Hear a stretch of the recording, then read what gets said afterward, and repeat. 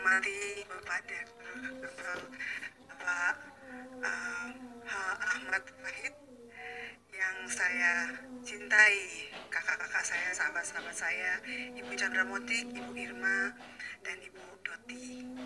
Tak lupa juga Mbak Yanti di sini, ada Bu Sekjen juga, Bu Tresna, dan Bu Mega. Banyak sekali teman-teman yang sebagai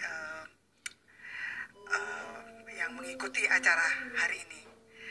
Selain daripada itu, saya juga ingin menyapa entertainment kita, Mbak Sari dan Alonso dari Star Creation, yang tentunya ini Star Creation ini milik daripada direktur finance-nya dari AP1 ini.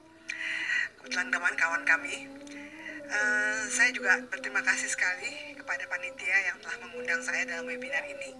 Acara ini cukup menarik karena mengambil tema pencapaian perempuan Indonesia di sektor maritim. Kesempatan perempuan berkecimpung dan berkembang di dunia maritim semakin besar. Bahkan peran dan pencapaiannya untuk kemajuan sektor maritim bisa dikatakan dapat melebihi laki-laki. Dari paparan ini mungkin akan dijelaskan secara garis besar mengenai peran perempuan di sektor maritim. Dalam kesempatan ini juga saya mengucapkan selamat untuk launching Legal Helpdesk Femina. Semoga Helpdesk ini dapat memberikan bantuan dan perlindungan hukum bagi para pelaut dan pekerja perempuan di sektor maritim. Saya juga terus terang saya sedih ketika bulan Maret lalu ramai di media masa memberikan pemberitaan tentang seorang ABK perempuan yang mengalami kepelecehan seksual dari atasannya, yang isu seperti ini tidak boleh luput dari pengawasan kita. Hak dan perlindungan terhadap ABK perempuan ataupun semua perempuan yang bekerja di sektor maritim harus selalu menjadi agenda utama kita. Kelak ketika helpdesk ini berjalan pun, saya berharap pemerintah dan stakeholder maritim lainnya bisa ikut bantu. Saya juga mengajak teman-teman Pelindo, Pertamina, dan semua stakeholder di sektor maritim bisa memulai gerakan serupa agar para perempuan benar-benar mendapat perlindungan. Slide kedua.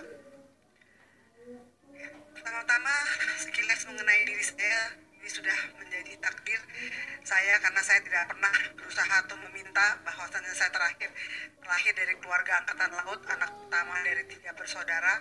Saat ini saya dipercaya menjadi Ketua Umum INSA tahun 2019 sampai 2023. INSA didirikan tahun 1967. Saya merupakan wanita pertama yang memimpin INSA. Saat ini juga saya dipercaya menjadi koordinator Wakil Ketua Umum 4 bidang peningkatan kualitas manusia, Ristek dan Inovasi Kadin untuk periode 2021 ke 2026.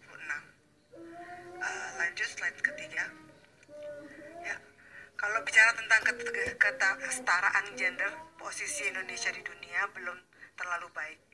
Berdasarkan Global Gender Gap Index yang dikeluarkan oleh World Economic Forum tahun 2020, Indonesia berada di posisi 85 dari 153 negara yang diukur, atau menurun dari posisi 63 di tahun 2006.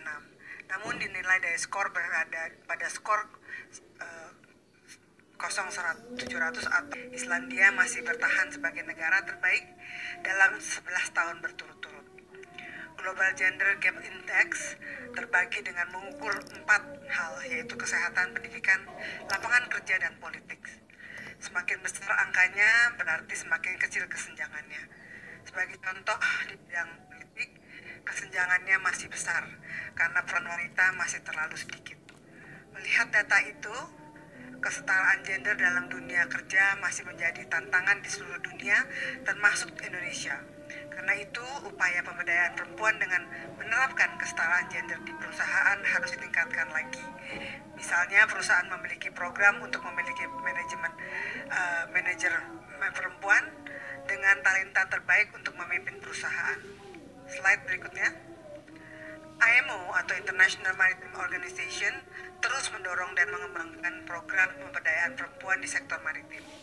Ini dilakukan untuk mendukung 17 Sustainable Development Goal atau tujuan pembangunan berkelanjutan. Khususnya pada poin 5 mengenai kesetaraan gender. Kita ketahui pada tahun 2019 lalu IMO memiliki program Women in Maritime guna mendukung pemberdayaan perempuan di sektor maritim seperti tadi yang disampaikan oleh ketua umum kami. Melalui program ini diharapkan menjadi peluang dan kesempatan akan terbuka lebar bagi perempuan yang bekerja di sektor maritim untuk berpartisipasi di berbagai kegiatan kemaritiman baik secara nasional maupun internasional. Berbagai pencapaian dilakukan oleh IMO dalam setahun seperti yang tercatat di dalam tabel ini.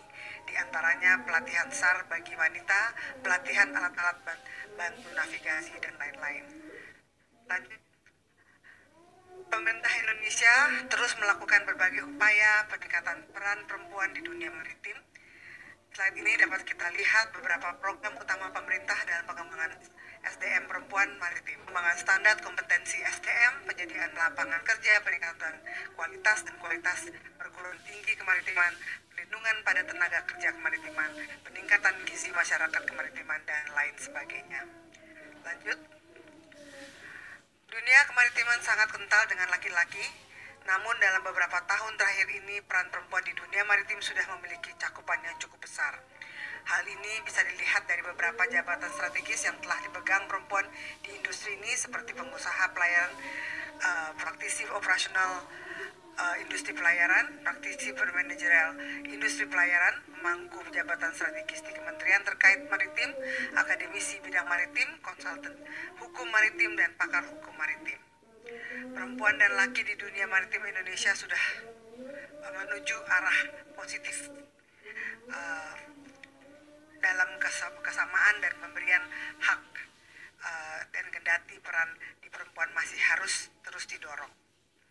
Bicara mengenai pelaut perempuan Indonesia, slide berikutnya.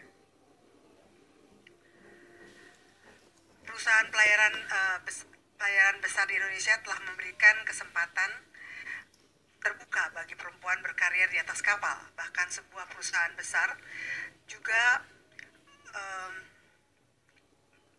mengkaryakan para janda sebagai kru di kapal-kapal milik mereka.